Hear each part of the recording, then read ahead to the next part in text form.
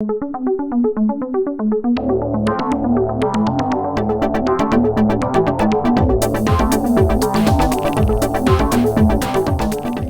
et bienvenue pour cette nouvelle édition de Bourdeaux News. Bonsoir. Le 12 mars prochain, pour la première fois à Lausanne, la communauté étrangère aura le droit de voter pour les élections communales. D'ici la semaine prochaine, nous vous proposerons sur votre chaîne un sujet explicatif sur les votations. Par ailleurs, le 1er février, Mme Zamora viendra au studio pour une émission en direct. Nous vous invitons vivement à participer à cette soirée qui peut être une bonne occasion de venir vous informer et de poser vos questions directement à Mme Zamora. Lors de son passage, elle nous a expliqué la particularité de ces votations. C'est très important puisque c'est pour la première fois, le 12 mars prochain, que les étrangers, les ressortissants étrangers auront le droit de vote dans ce pays. Et donc c'est important de montrer comment on fait, comment ça fonctionne, de manière à les inciter à participer à cette échéance électorale.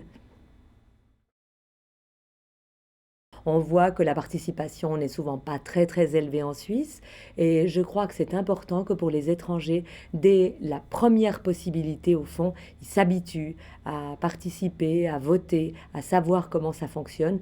Parfois les gens sont retenus par le fait que le système est un peu compliqué et en fait il y a quelques clés à connaître qui montrent que ça n'est finalement pas si compliqué, que c'est très important d'élire les représentants de la population.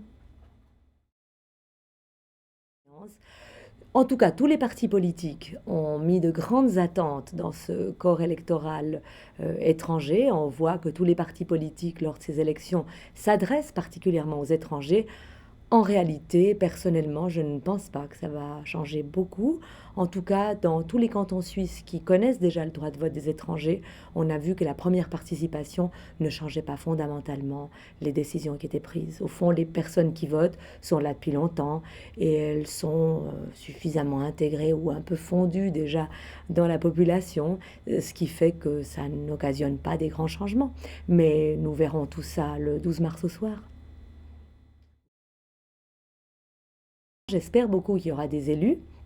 Au conseil communal en particulier, il y a passablement de candidats étrangers et c'est important de les encourager en ayant déjà quelques élus lors de cette première échéance. En tout cas, dans d'autres communes qui ont déjà connu des élections partielles, on s'est aperçu qu'effectivement les étrangers étaient élus également et nous espérons beaucoup que ce sera le cas ici aussi à Lausanne.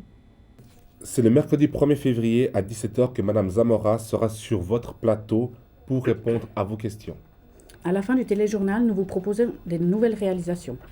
Vous retrouverez entre autres Coulisses, une réalisation de Joachim qui est partie du côté de Puy au théâtre de la Voirie. Nous allons y découvrir une troupe amateur fondée par des chauffeurs de taxi, et oui, des chauffeurs de taxi, qui jouent une pièce par année. La compagnie s'appelle Les Traquenards et la pièce mise en scène par Mirko Baccini s'intitule Café complet et plus si on tente. Vous trouverez aussi une nouvelle édition de Bourdozik présentée par Racine Kay qui a suivi DJ Lord en France et en Belgique. Ambiance discothèque garantie. Dans la collection de la Cinémathèque suisse, nous retrouvons des images d'archives qui retracent la vie en Suisse pendant la Seconde Guerre mondiale. Pour cette toute première partie, vous allez découvrir à travers le ciné-journal suisse l'année 1940. Nous avons retrouvé un jeu de clés auto Volkswagen avec porte-clés. Vous pouvez passer au studio les récupérer. Et c'est ainsi que s'achève Bourdeaux News. Nous vous souhaitons une excellente soirée et à la semaine prochaine. Merci, au revoir et à la semaine prochaine. Au revoir.